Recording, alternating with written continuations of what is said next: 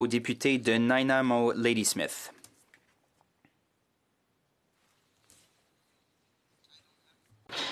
Thank you, Madam Speaker. On October... Merci, Madame la Présidente. Le 6 octobre, j'ai demandé au gouvernement qu'il mettrait fin à la fracturation hydraulique. En réponse à ma question, le ministre de l'Environnement a dit que le gouvernement va dépasser ses objectifs en émissions de GES de 2030. Les objectifs de 2030 ne sont pas satisfaisants. Dépasser un objectif qui est insuffisant, ce n'est pas une victoire, c'est une défaite. Le ministre a également dit que des règlements avaient été pris pour réduire les émissions de méthane. Je remercie le gouvernement d'avoir pris ce règlement. C'est vrai en particulier quand ces polluants se répercutent sur l'environnement. La fracturation hydraulique, c'est un processus qui permet d'extraire le méthane et qui ne peut être contrôlé. Réduire le méthane, ça ne rend pas ce processus sûr et sécuritaire. Les polluants se retrouvent dans les bassins hydrauliques, dans l'air, et ça fait augmenter l'activité sismique. Le méthane n'est pas un carburant de transition, c'est un catalyseur des changements climatiques. Quand le méthane se retrouve dans l'atmosphère, c'est 8 fois plus influent sur l'environnement que le gaz carbonique. La fracturation hydraulique est une menace, en fait, pour notre avenir, pour l'avenir de nos enfants et de nos petits-enfants. Grâce aux empreintes chimiques, les scientifiques ont constaté une augmentation considérable du méthane dans l'environnement. Cette augmentation a fait accélérer le changement climatique. Des puits orphelins laissent échapper du méthane et il y en a à peu près 30 000 dans le monde. C'est aussi grave que de faire brûler du charbon pour produire l'électricité. Les provinces ne parlent pas de centrales thermiques. Comment se fait-il qu'ils s'intéressent autant à la fracturation hydraulique? Beaucoup de pays interdisent la fracturation et ils savent que le méthane est très nuisible pour l'environnement. Après le changement climatique, la pollution de l'air et de l'eau est la plus grande menace pour la santé humaine. La fracturation exige beaucoup d'eau, ça crée beaucoup d'eau toxique. Ceux qui habitent près de ces opérations ont des puits qui ont été contaminés. La fracturation libère également des hydrocarbures dans les bassins versants. Ça augmente également l'activité sismique dans le nord-ouest de la Colombie-Britannique. La fracturation menace l'intégrité des barrages hydroélectriques. L'augmentation de l'activité sismique peut se traduire par un effondrement d'un certain nombre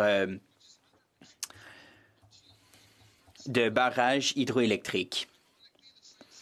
Paradoxalement, le barrage Site C est construit pour que les opérations de fracturation puissent être approvisionnées en électricité à bas coût. Idéalement, nous devrions avoir un projet de loi qui réglemente des décisions telles que la construction d'un barrage dans une zone instable pour soutenir une industrie qui provoque des tremblements de terre. Mais on ne peut pas réglementer le bon sens. Tout gouvernement qui prendrait au sérieux la lutte contre les changements climatiques, la protection de la santé des citoyens devrait interdire la fracturation. Merci.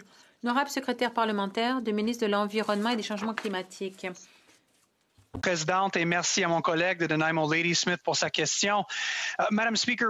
Madame la Présidente, nous reconnaissons que le méthane est un puissant gaz à effet de serre. Nous savons également qu'il faut prendre des mesures pour réduire les émissions de méthane. Et dans cette optique, sachant que la réglementation de la production du gaz de schiste est principalement du ressort des provinces et des territoires, nous avons collaboré avec les provinces et les représentants de l'industrie pour finaliser la réglementation du méthane. Cette réglementation est entrée en vigueur le 1er janvier 2020. Et les exploitants de ressources vont devoir éliminer à l'air libre, faire des éliminations à l'air libre de certains puits après les opérations de fracturation hydraulique. En ce qui concerne les émissions du Canada, nous faisons d'importants progrès. En décembre, le gouvernement a annoncé qu'il s'engageait à dépasser l'objectif de réduction des émissions de gaz à effet de serre de 2030 et à tracer la voie vers un objectif net zéro d'ici 2050. Nous avons aussi le cadre pan-canadien. Nous avons un rapport qui prévoit qu'en 2030, les émissions de gaz à effet de serre du Canada seront inférieures de 227 millions de tonnes par rapport à ce qui avait été prévu en 2015. Il s'agit d'un niveau historique de réduction des émissions. Le secteur de l'énergie du Canada contribue de manière significative à notre économie nationale. Compte tenu de cette situation et des circonstances économiques difficiles auxquelles le secteur et les régions sont confrontés, le gouvernement du Canada fournit des fonds pour soutenir les travailleurs du secteur de l'énergie, notamment jusqu'à $1 milliard au gouvernement de l'Alberta pour soutenir les travaux de la province visant à nettoyer les puits de pétrole et de gaz inactifs dans toute la province, jusqu'à 400 millions au gouvernement de la Saskatchewan pour soutenir des travaux de nettoyage des puits de pétrole ou de gaz orphelins et inactifs dans la province, jusqu'à 120 millions au gouvernement de Colombie-Britannique pour soutenir des travaux de nettoyage des puits de pétrole et gaz orphelins inactifs, et 200 millions à l'Alberta pour que l'association Orphan Wells soit soutenue dans son travail de nettoyage des puits de pétrole et de gaz orphelins et les sites de puits dans toute l'Alberta. L'OWA remboursera intégralement ce montant, Madame la Présidente. Agir sur le changement climatique ne signifie pas de fermer immédiatement les secteurs énergétiques du Canada, mais plutôt développer les ressources naturelles du Canada de manière durable et responsable et protéger les travailleurs avec des investissements clés et verts. Merci, Madame la Présidente. L'honorable député de Nanaimo Ladysmith. Merci, Madame la Présidente. Le budget consacré au méthane est dépensé. Nous avons déjà rejeté trop de méthane dans l'atmosphère et nous devons agir maintenant pour mettre fin à ces émissions, pas juste les réduire. Pour toutes les raisons que j'ai évoquées, de nombreux pays dans le monde ont soit imposé des moratoires sur la fracturation, soit l'ont carrément interdite. La France, l'Allemagne, la Bulgarie, l'Écosse, le Royaume-Uni, la Tunisie, l'État de New York, l'État du Vermont, et la liste ne cesse de s'allonger. L'idée selon laquelle l'exportation de gaz de fracturation vers la Chine permettra de réduire les émissions a été dénoncée comme un mensonge pur et simple. Quand le gouvernement va-t-il étudier la recherche et va-t-il arrêter de soutenir ce mensonge? Il est temps d'interdire la fracturation car la seule chose qu'on devrait accélérer, c'est notre transition vers les énergies renouvelables. Nos enfants et nos petits-enfants méritent rien de moins. Honorable secrétaire parlementaire. Madame la Présidente, la réglementation va protéger la santé et la sécurité des Canadiens en protégeant l'air que nous respirons.